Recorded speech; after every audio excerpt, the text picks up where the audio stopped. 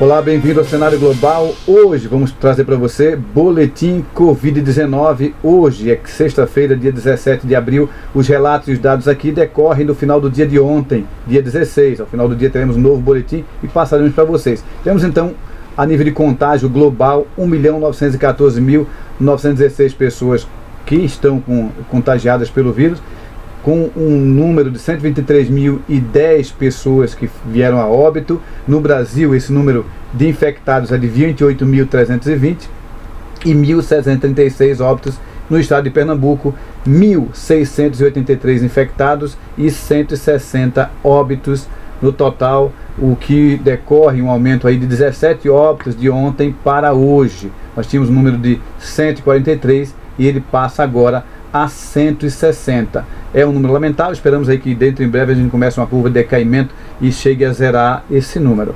Muito bem, vamos desdobrar um pouquinho dos assuntos, os temas mais importantes agora relacionados ao Covid-19, na palavra de alguns especialistas, o que acontece no cenário nacional de mais importante. Professor Sandro Prado, qual o assunto mais recorrente hoje com relação ao Covid-19 no Brasil, professor? Bom dia, Flávio Félix, bom dia a todos os ouvintes do canal. A principal notícia que a gente tem para hoje sobre a pandemia de coronavírus, para a gente desdobrar, é justamente a saída do ministro da Saúde, Luiz Henrique Mandetta. E uma pesquisa feita pela Atlas Político, momentos antes da sua saída, que foi divulgado, constava que 76% dos brasileiros eram contrárias à saída do ministro da Saúde. Porém, o ministro já vinha sofrendo um desgaste com o então presidente da República, Jair Bolsonaro, em relação a como enfrentar a pandemia. Mandetta é favorável ao isolamento social, enquanto Bolsonaro tem a intenção de que as pessoas voltem a trabalhar. E uma das coisas também importantes é que quando a gente faz a análise dos ministros, e também incluindo o presidente da República, Luiz Henrique Mandetta é o ministro mais bem avaliado no governo Bolsonaro, sendo que 64% colocavam suas ações como positivas.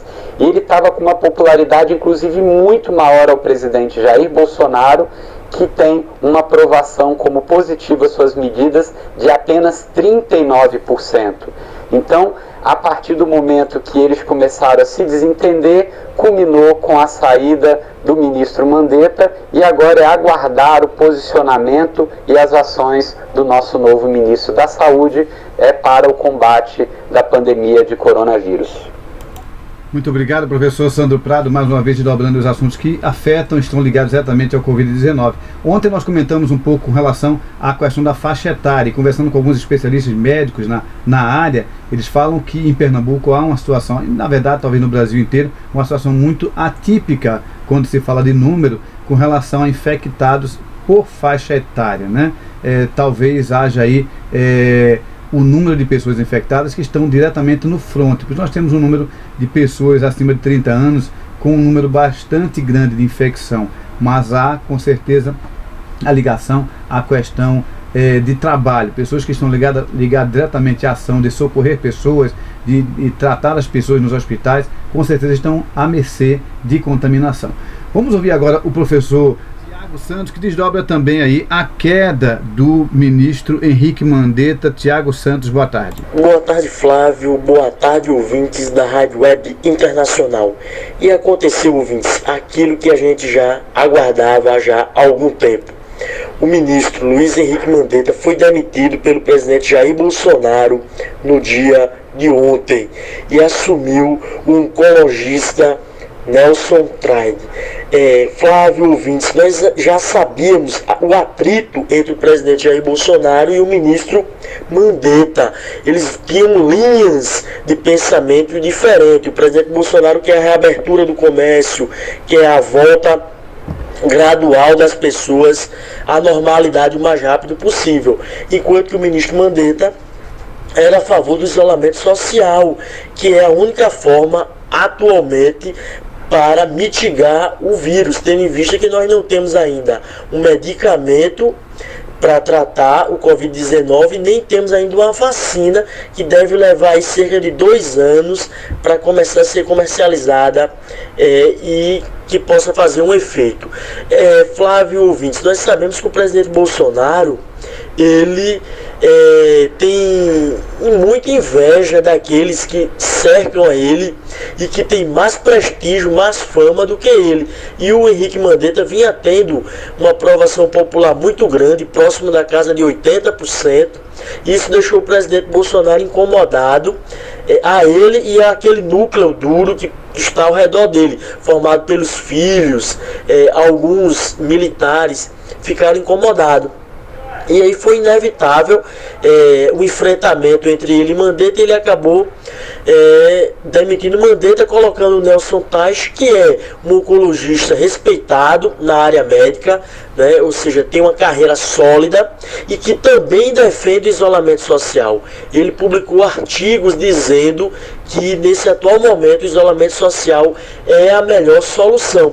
Então a gente precisa observar como ele vai se posicionar a partir de agora, já que ele disse que está alinhado totalmente com o presidente Bolsonaro.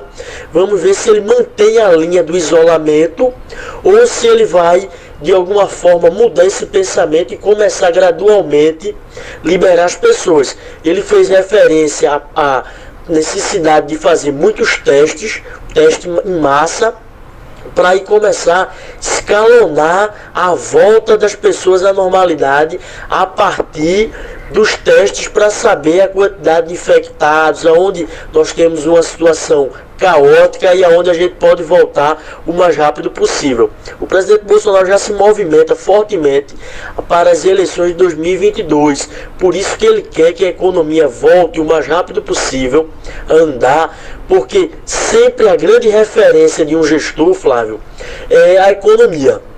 Se a economia anda bem, ele tem mais chance de se eleger ou se reeleger. Se a economia anda mal, as suas chances diminuem. E esse é o grande pensamento do Bolsonaro. Ele se move pensando nisso. Como eu vou conseguir me reeleger? E as movimentações já estão intensas em busca da reeleição. Por isso que ele quer que a economia volte à normalidade o mais rápido possível. Ele atacou o Rodrigo Maia, também dizendo que o Rodrigo Maia participa de um complô para tentar derrubá-lo. Nós não podemos esquecer que o Rodrigo Maia, ele é o presidente da Câmara dos Deputados e é aquele que pode aceitar algum pedido de impeachment. É aquele que tem o dever e o direito legal, constitucional, de pedir o pedido de impeachment, abrir o pedido de impeachment contra o Bolsonaro. E o Bolsonaro está com medo, tendo em vista que nós temos já alguns processos de impeachment colocados no Congresso Nacional, na Câmara, por problemas dos mais variados, mas todos têm a ver com falta de decoro parlamentar e com afronta à Constituição. Então isso pode levar o Bolsonaro, quem sabe, a um processo de impeachment antes de concluir o mandato. Mas a efervescência está enorme, Flávio, em Brasília. Então nós precisamos observar os desdobramentos, saber como é que o presidente Bolsonaro vai se posicionar nos próximos dias, próximas semanas, como é que o Dr. Teich também vai se posicionar, e o próprio Rodrigo Maia, né, se ele em algum momento pretende aceitar algum pedido de impeachment do presidente Bolsonaro, que já caminha passos largos, pensando na sua reeleição, que ainda está mais de 2 anos à frente aí, mas político pensa muito nisso, né? Ou seja, em se perpetuar no poder, e ele vem fazendo de tudo para tentar se perpetuar no poder. Nós vamos acompanhar e trazer, Flávio, em primeira mão, qualquer desdobramento acerca disso. Meu nome é Thiago Santos, meu Instagram é @ThiagoTiltonSantos, para dúvidas, sugestões e comentários. Boa tarde, Flávio. Para você também, Thiago. Vamos então, para a gente encerrar o nosso panorama, é importante que haja uma política, né, voltada para o combate ao corona. Vamos esperar então o ministro Nelson Teich, que assumiu ontem, para se posicionar com relação a algumas ações. Vamos fechar então conversando um pouquinho com o professor Jorge Arranja, que também desdobra aí a mudança feita, e é importantíssimo, né, a posição principal do combate ao coronavírus é com certeza do ministro da Justiça, professor Jorge Arranja. Boa tarde. Boa tarde, Flávio. Boa tarde, amigos da RWI. Ontem aconteceu algo que já vinha se desenhando há um bom tempo, que era a substituição do ministro da Saúde, Luiz Henrique Mandetta, quem assume o cargo é o Nelson Tais, né, um médico oncologista que foi referendado, inclusive, pela Associação Médica Brasileira. Então é um nome que vem com uma chancela grande, aparentemente bem respaldado. E primeiro ponto que a gente precisa destacar, é absolutamente normal a troca de um ministro, como no dia a dia organizacional, quando há uma divergência, principalmente uma divergência pública, como foi do ministro com o presidente e do presidente com o ministro, né? Os dois lados não se comportaram, vamos assim dizer, da maneira mais adequada para ser feito em público. Quando existem as discordâncias, isso deve ser feito de maneira interna e não explícita. Mais do que normal a troca. Aparentemente a troca foi feita no momento onde a temperatura entre eles já estava mais branda, a coisa já estava mais calma. Mas o que nós precisamos entender é o que defende o Nelson Tais. Ontem, no seu pronunciamento, ele fala na importância de trabalhar com dados, inteligência, para conhecer melhor a doença, e falou que não haverá nenhuma definição brusca nem radical do que vai acontecer em relação a isolamento ou não, se a gente vai reabrir ou não.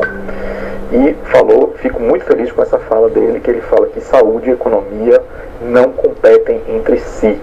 Então, quando existe muito, infelizmente, a polarização, vamos olhar só para a saúde ou vamos olhar só para o dinheiro, não existe, é um falso paradoxo. É um duelo que não existe. Ele falou isso, né? Fico muito feliz dele ter falado isso. Acho que começou bem no seu primeiro discurso. Só lembrar, temos como talvez a vantagem dele ser uma pessoa um pouco mais conciliadora do que o Mandetta, aparentemente, pelo perfil que foi desenhado aí, uma pessoa que tem essa capacidade de imprimir um ar mais técnico, porque ele não é político, ao contrário do Mandetta, que além de médico também é político, já tinha sido deputado.